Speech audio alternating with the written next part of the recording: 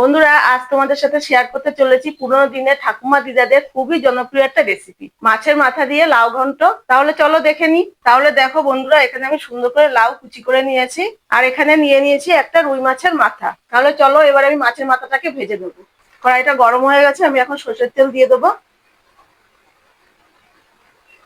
আচ্ছা, এবার আমি মাছের মাথাটাকে ভালো করে লবণ হলুদ মাখিয়ে নেবো। দিয়ে দেবো লবণ, আর দিয়ে দেবো হলুদ। এবার এটাকে ভালো করে একটু মাখিয়ে নেবো মাথাটাকে। মাছের মাথাটা হলুদ মাখানো হয়ে গেছে, হলুদ লবণ। এখন আমি তেলে ছেড়ে দেবো, মাছের মাথাটাকে তেলে ছেড়ে দেবো।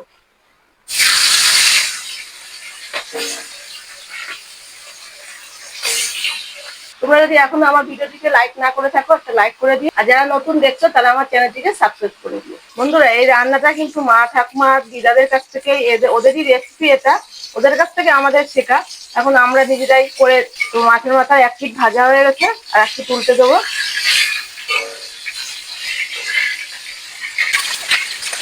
তো দেখো মাছের মাথাগুলো ভাজা হয়ে গেছে, আমি এখন তুলে নেবো। এবারে আমি ফোড়ন দিয়ে দেবো তেলে, তেজপাতা, শুকনো লঙ্কা, গোটা জিরে। জিরেগুলো একটু ভাজা ভাজা হোক, লঙ্কাটাও একটু লাল হয়ে ভাজা হোক, তারপরে আমি মশলাগুলো দেবো। এখানে আমি দিয়ে দেবো কিছু শুকনো মশলা, জল দিয়ে গুলে নেবো। দিয়ে দিলাম প্রথমে 1 চামচ জিরের গুঁড়ো, আর দিয়ে দেবো অল্প করে ধনের গুঁড়ো। এগুলোকে আমি এখন জল দিয়ে গুলে নেবো। লাউ দিয়ে মাছের মাথা দিয়ে তো বেশি মশলা লাগে না, ওর জন্য অল্প একটু জিরে আর ধনের গুঁড়ো গুলে আমি এখন তেলের মধ্যে দিয়ে দেবো। এই যে মশলাগুলো গোলা হয়ে গেছে, আমি এখন তেলে দিয়ে দেবো।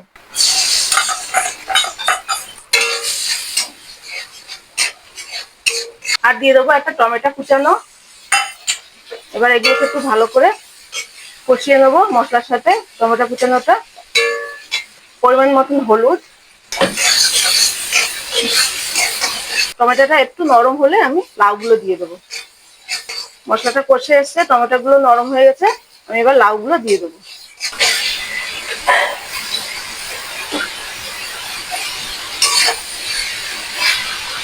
বন্ধুরা, তোমরা কি কখনো লাউ পোস্ত খেয়েছো?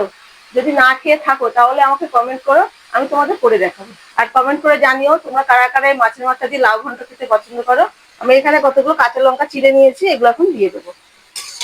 এই লাউতে কিন্তু কোনো জল টল দিতে হবে না, এমনি ভাপে ঢেকে রাখবো। ঢেকে রাখাতেই ভাপেতেই লাউটা সিদ্ধ হয়ে যাবে। লাউটা সিদ্ধ করে নিয়ে ফিরে আসছি, তোমরা দেখতে থাকো। আচ্ছা, আমি এবার মাছের ভাজা মাথাগুলোকে ভেঙে নেবো। মাছের মাথাগুলো ভেঙে নিলে একটু কি হবে, ভালো ঢুকবে, মশলাটাও ঢুকবে ভালো, লাউটা আরো খেতে ভালো হবে। এই জায়গাটা শক্ত তো, ওই জন্য ভাঙতে একটু অসুবিধা। এই যে ভেঙে নিয়েছি, এবার আমি এগুলো লাউকে দিয়ে দেবো। ঢাকনাটা তুলে দেখিনি লাউটা কিরকম হলো। এই যে লাউ থেকে ভালোই জল বেরিয়ে গেছে, এবার আমি লাউটা একটু নাড়াচাড়া দিয়ে নেবো। লাউটা নরমও হয়ে গেছে অনেকটা। এবার আমি মাছের মাথাগুলো দিয়ে দেবো।